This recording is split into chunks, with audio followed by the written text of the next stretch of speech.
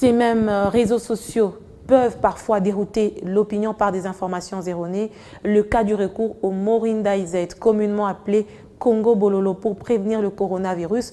Encore faut-il que l'usage soit exact, mais quand ça ne tourne pas bien, la mort peut s'en suivre. Le cas d'une mère qui a perdu ses enfants dans la commune de Makala, une disparition qui énerve les vendeuses de ces feuilles qui ont trouvé une bonne affaire pendant cette période. Entre instinct de survie, prévention et ignorance, certains Quinois versent totalement de la confusion. Et lorsque les réseaux sociaux s'y mêlent et qui sont relayés par les bouches à oreille, la conséquence est que des méthodes de prévention non recommandées par les autorités sanitaires font le record. Les plantes médicinales font non seulement des bonnes affaires, mais passent comme des solutions miracles. Marchés et certains arrêts de bus sont devenus des véritables lieux d'approvisionnement. Morinda IZ, dit Congo Bololo, soigne plusieurs maladies. Face au coronavirus, la RDC étant riche en sol et en sous-sol, nous avons des remèdes. On peut l'utiliser comme traitement curatif. Qui maîtrise les limites, voire les dangers de cette pratique? Difficile de répondre à ces questions pourtant fondamentales. Pas de mesure, aucun indicateur sur les effets secondaires, mais face à la psychose créée par le coronavirus, les Quinois font la sourde oreille. Quant à dire que pour traiter le coronavirus, je ne peux pas affirmer que Morinda IZ traite le coronavirus. À ce que je sache, cette plante soigne la malaria.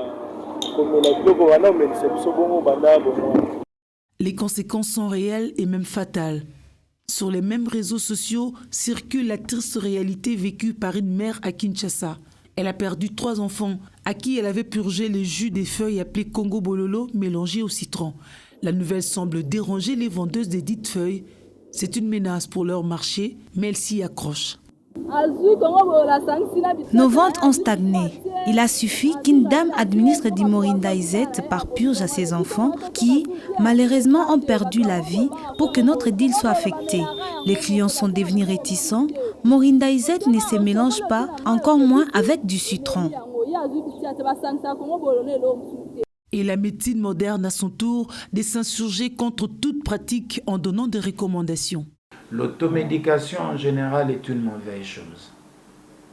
Lorsque vous ne vous sentez pas bien, lorsque vous avez des signes qui évoquent la pathologie, c'est mieux de s'adresser à un personnel de santé dans un hôpital ou dans un cabinet médical. Dans la phase de recherche, c'est prudent de s'adresser aux personnels de santé que de commencer à prendre des mixtures traditionnelles mal dosées ou non dosées, dont on ne connaît pas du moins la posologie exacte, avec risque de développer d'autres maladies. On a vu effectivement des gens qui ont pris des mixtures comme cela et qui ont développé des insuffisances rénales.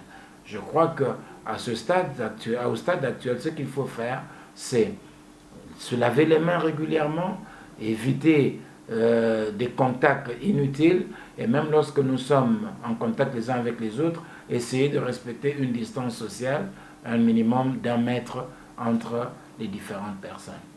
Le nouveau Covid-19 tue, mais l'ignorance tue un peu plus.